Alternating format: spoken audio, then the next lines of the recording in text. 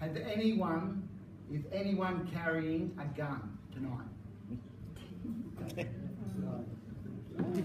Is anyone carrying a knife tonight? Is anyone carrying any weapon tonight?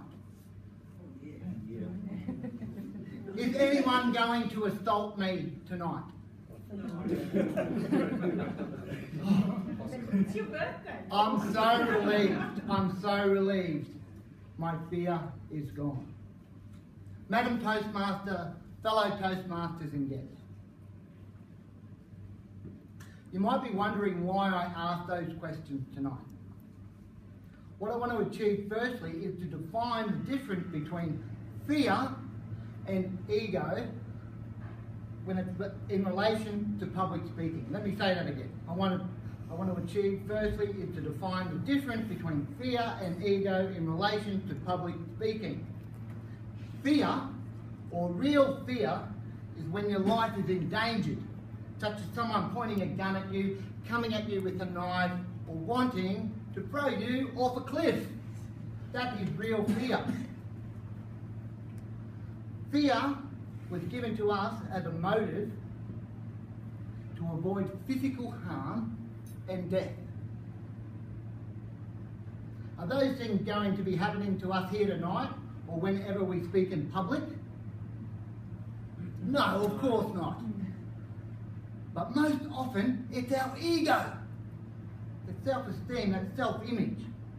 Our ego prevents us from taking tasks such as public speaking. It's our ego that wants to stay in the comfort zone, be unchallenged, avoid embarrassment and looking foolish. All public speakers, regardless, are faced with the same challenge.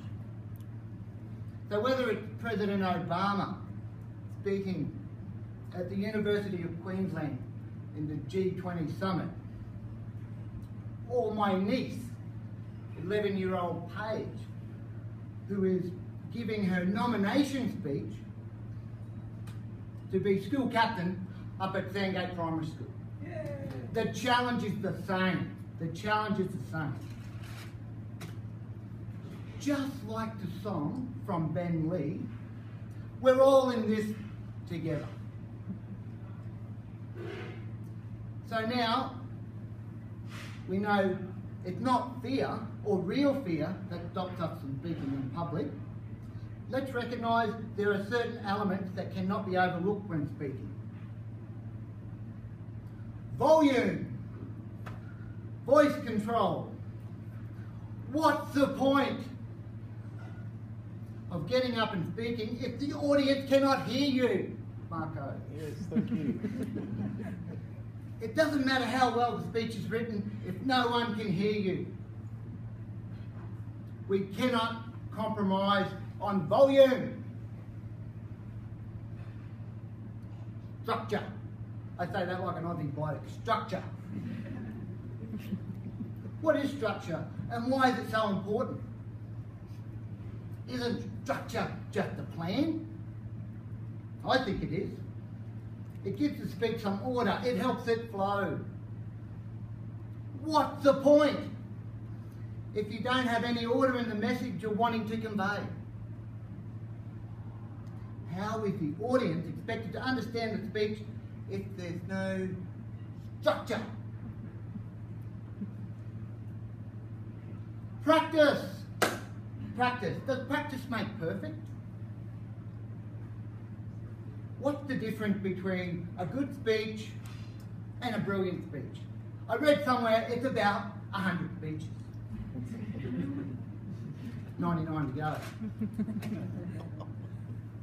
How many hours do you think President Obama was practicing, has he been practicing his public speaking skills?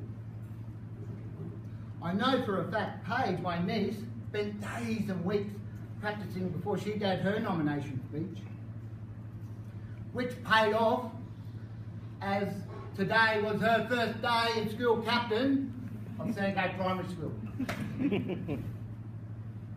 Proud moment. So let's go through certain elements I've put forward tonight. Volume, voice projection, pitch and tone. You want to be heard. Structure. A plan for your speech. It may be as simple as an introduction, a body, and a conclusion. We don't need to complicate things. Practice. Practice builds confidence. It's the link, it's the connection with the audience that we're after. Practicing delivering your speech will make that happen. What's the point? Don't we want to reach our potential? Now, I'm challenging myself and you to acknowledge that it's not real fear that's holding us back, but it's our ego. So let's conquer our ego and be the best. No, be the very best we can be. Madam Toastmaster.